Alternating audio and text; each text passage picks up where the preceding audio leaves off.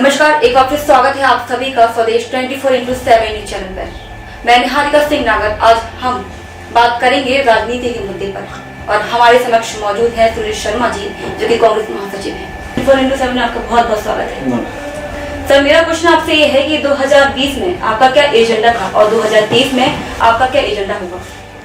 मेरा 2020 में वही एजेंडा था, 2023 में भी वही रहेगा और हमेशा मेरा सोच है कि विकास कैसे हो, प्रगति कैसे हो, एक आम जन की मदद कैसे हो सके, एक गरीब को सहारा कैसे मिल सके, लोगों को न्याय कैसे मिल सके, युवाओं को रोजगार कैसे मिल सके, शहर का वातावरण स्वच्छ कैसे हो, यह हमेशा मेरा एजेंडा रहा है और रहेगा। 2020 और 2021 में हम जानते हैं कि कोरोना काल ऐसा आया था जिससे हर कोई परेशान रहा है। तो इस कोरोना काल में आपने ग्वालियर को कैसे बदलते देखा? देखिए, कोरोना काल के अंदर मैं ये नहीं कहता कि मैंने बहुत काम किया है, लेकिन जो मुझसे बन सका, चाहे सैनिटाइजर मशीन बना के घर घर मैंने सैनिटाइजर कराने की कोशिश की, हजारों की संख्या में मैंने बांस बाटे बनवा के, जो मेरे से बन सकता था, जिस गरीब को इस माफी चाहती हूँ सर, मेरा क्वेश्चन ये था कि आपने ग्वालियर को कैसे बदलते देखा? आपने क्या कार्य किए? ग्वालियर के अंदर जो मैंने आपको बताया, ग्वालियर में वाकई में हमने बहुत ही मार्मिक और कष्ट और दुख के क्षण देखे।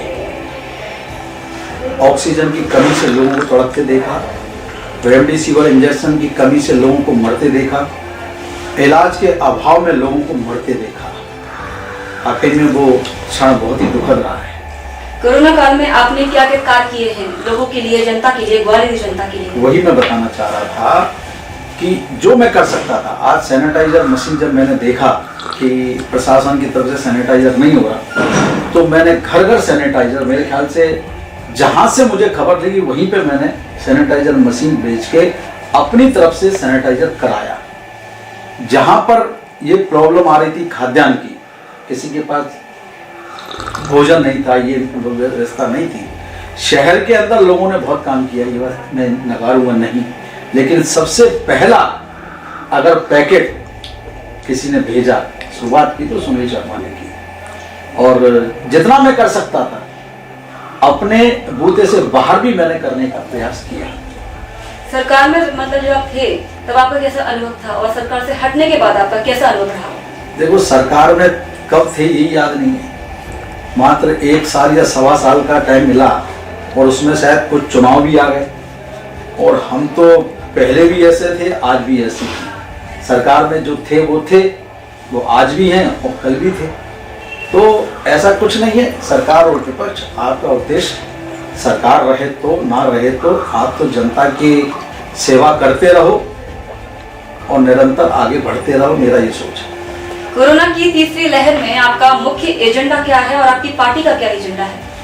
देखिए, कांग्रेस पार्टी की अब बात करें तो हमारे नेता आदरणीय कमलनाथ जी, राहुल जी, और इसमें कोई दो राय नहीं है कि मेरे नेता को पे मुझे गर्व है। राहुल गांधी जी ने देश की संसद में खड़े होकर 2 साल पहले इस केंद्र की सरकार को सचेत किया था और मुझे ये भी याद है कि संसद में उस बात को गंभीरता से नहीं लिया गया और उसका परिणाम पूरे देश में होता है। मैं फिर याद दिलाना चाहता हूं कि जब वेव कमजोर हुई तो राहुल जी का बयान था कि घर घर वैक्सीनेशन फ्री कराना चाहिए, तब भी ये केंद्र सरकार ने ध्यान नहीं दिया और आखिर में दूसरी वेव आई।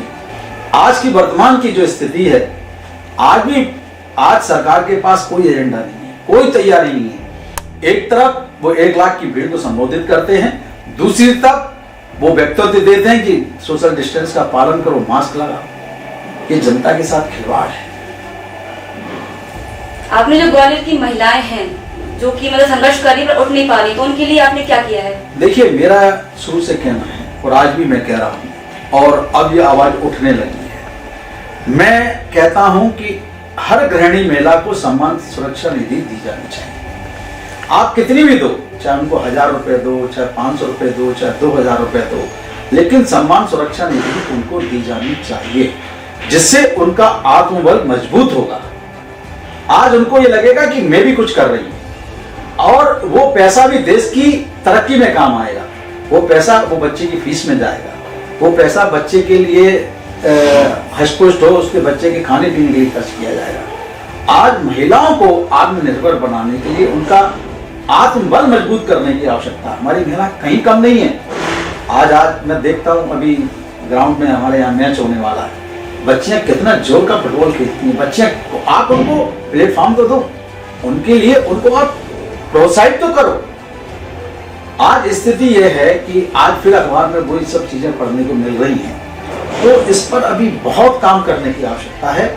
मेरी नेता प्रियंका गांधी जी ने जो कहा है, लड़की हूं लड़ सकती है, ये उन्होंने बहुत सार्थक एक प्रयास किया है, जिससे महिलाओं में और बच्चों में एक बार आत्मबल का संचार होगा और एक अच्छी तरक्की होगी। जैसा आपने बताया कि आप महिलाओं के लिए बहुत कुछ करेंगे, तो कुछ महिलाएं ऐसी हैं सर कि मतलब जिनको आपकी अगर आवश्यकता पड़ती है किसी भी काम को लेकर, क्या आप उनकी सहायता करेंगे? मैं बिल्कुल सहायता करूंगा। मुझे कुछ भी करना पड़े, किस बार भी करना पड़े। वैसे मैं ज़्यादा बोलने पर विश्वास नहीं रखता, लेकिन मैं निरंतर प्रयास करता हूँ कि अगर कोई बहन, कोई बेटी अगर परेशान है और मेरी जानकारी में आया है, तो मेरा पूरा प्रयास रहता है, पुरजोर प्रयास रहता है, जो मैं कर सकूं तो मुझे करना चाहिए और करता हूं।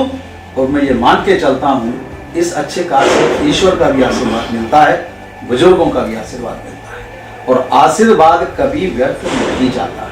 पैसा आएगा जाएगा, पद आएंगे जाएंगे, प्रतिष्ठा कम होगी ज़्यादा होगी, लेकिन अगर आपके पास आशीर्वाद है, बहनों का आशीर्वाद है, बेटी का आशीर्वाद है, बुजुर्गों का आशीर्वाद है, युवाओं का स्नेह है, तो वो आपका अनमोल है। तो आपने जैसे देखा, ये हमने बात की कांग्रेस महासचिव से, राजनीति संघर्ष के बारे में बताया, तो ऐसे ही एक और राजनीति मुद्दे के साथ जल्द हाजिर, तब तक के लिए जुड़े रहें स्वदेश 24x7 न्यूज़ चैनल पर। जय हिंद, जय भारत।